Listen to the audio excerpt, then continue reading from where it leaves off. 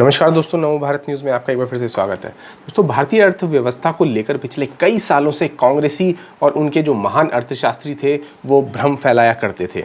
कोई अर्थव्यवस्था को डूबता हुआ जहाज बताता था तो खुद मनमोहन सिंह, जो पूर्व प्रधानमंत्री और वित्त मंत्री भी रह चुके थे पुराने समय में, वो इसे एक आर्थिक आपातकाल बताते थे।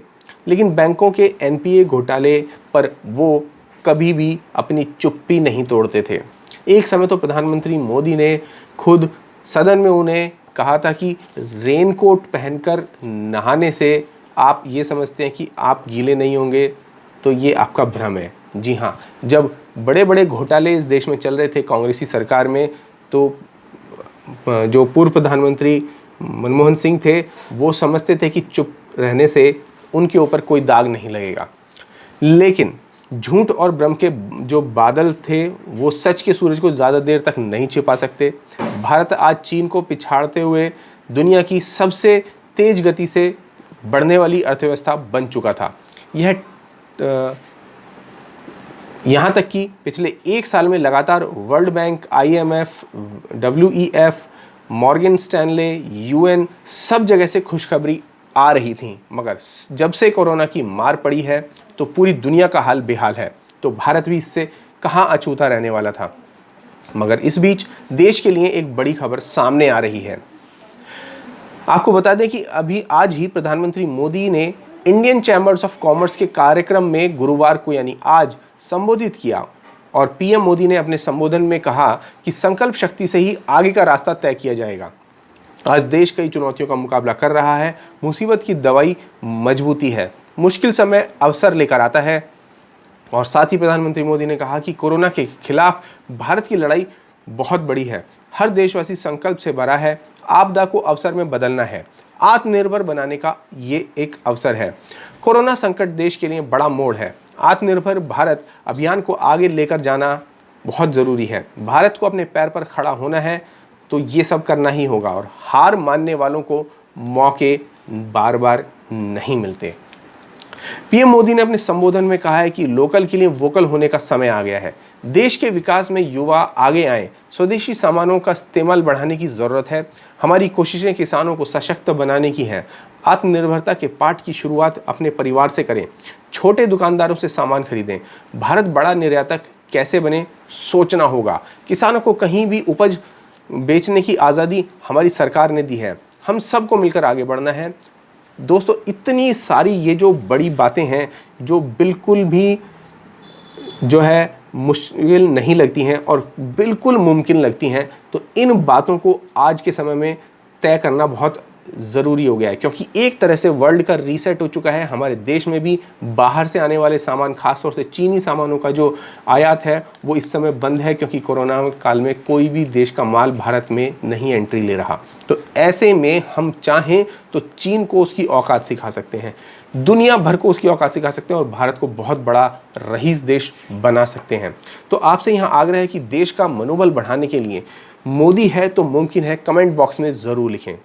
अब मैं आपको बता देता हूं कि कैसे दुनिया भर की जो एजेंसीज हैं वो इस समय मुसीबत के समय भी भारत के ऊपर बड़ा दांव खेलने को तैयार हैं। कैसे, ये बताता हूं। जहां कांग्रेस और अन्य देश जो हैं, चीन जैसे देश जो हैं, वो भारत को निमंत्रण दिखाने में लगे रहते हैं, वहीं इससे बड़ी बात यह है कि देश की आर्थिक गतिविधियों को देखते हुए अब पूरी दुनिया जो है भारत से उम्मीद लगाए बैठी है, जिसके बाद से आर्थिक एजेंसियों ने बड़ी बड़ी रिपोर्ट जारी की हैं। दरअसल कोरोना वायरस महामारी और लॉकडाउन के कारण पूरी दुनिया में आर्थिक संकट की बात हो रही है। पिछले 5 महीने में विभिन्न संगठन और एजेंसियां भारत के अर्थव्यवस्था के मुनाफे और नुकसान पर बात कर रही हैं। लेकिन इस बीच हमारे विकास दर के मामले में 2 अच्छी खबरें आई हैं। 2 अंतर्राष्ट्रीय एजेंसियां भारत पर अपना भरोसा जता रही हैं। अंतर्राष्ट्रीय एजेंसी S&P ने भारत की अर्थव्यवस्था को मौजूदा दौर की रेटिंग BBB/A-3 बताते हुए नज़रिया स्टेबल बताया है अपना इस पर। और एजेंसी के मुताबिक भारत की जो मॉनेटरी सेटिंग है वो बढ़ोतरी की ओर है और रियल विकास दर औसत के ऊपर चल रही है। इसी तरह एक और अंतर्राष्ट्रीय रेटिंग एजेंसी फिच के मुताबिक अगले साल यानी कि 2021-22 में भारत की जो विकास दर है वो 9.5 हो सकती है। ये भारतीय अर्थव्यवस्था के लिए बेहद सुखद खबर है। हाल ही में अमेरिकी कांग्रेस के स्वतंत्र शोध केंद्र ने कोविड-19 के वैश्विक आर्थिक प्रभावों के बारे में अपनी ताज़ा रिपोर्ट में कहा था कि विदेशी निवेशकों ने विकासशील एशियाई अर्थव्यवस्थाओं से लगभग 26 अरब डॉलर और भारत से 16 अरब डॉलर से अधिक राशि बाहर निकाली। शोध केंद्र की रिपोर्ट के अनुसार लगभग सभी प्रमुख अर्थव्यवस्थाएं कोरोना वायरस के प्रकोप से नुकसान में हैं, लेकिन केवल 3 देशों भारत, चीन और इंडोनेशिया की विकास दर जो है वो 2020 में सकारात्मक रहने का अनुमान है। यानी भारत, चीन और इंडोनेशिया, यानी भारत जो है इन सब में सबसे जो है अच्छा अहम रोल निभा सकता है, क्योंकि इस समय पूरी दुनिया चीन पर अविश्वास जता रही है। यहाँ तक कि अमेरिका और बहुत सारे देश जैसे कि फ्रांस और जर्मनी जो है, उनकी भी जो बड़ी बड़ी कंपनियाँ चीन में थीं, अब वे वहाँ से उन्हें निकालने की पूरी तैयारी कर चुकी है। यहाँ तक कि जापान ने तो अपने बहुत सारी कंपनियों को चीन से निकाल भी लिया है।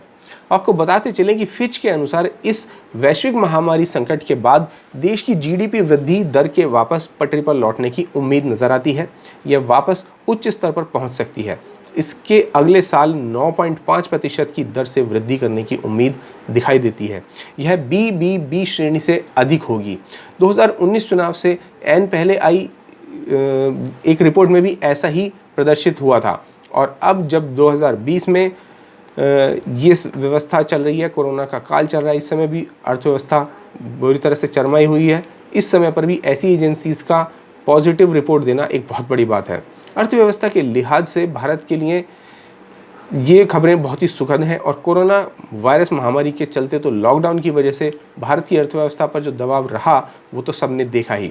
मौजूदा वित्त वर्ष में भारत की ग्रोथ रेट नेगेटिव रही थी, और यही 2020 में रहने की अनुमान है। लेकिन 2020 के बाद यानी अगले वित्त वर्ष अर्थव्यवस्था तेज़ी से बाउंस बैक करेगी, और बुधवार को फिच रेटिंग्स के अनुसार जो उनका जो अनुमान आया है उसके मुताबिक अगले वित्त वर्ष यानी फाइनेंशियल ईयर 22 में भारत की जीडीपी की जो ग्रोथ है वो रेट लगभग 9.5% का रहने वाला है।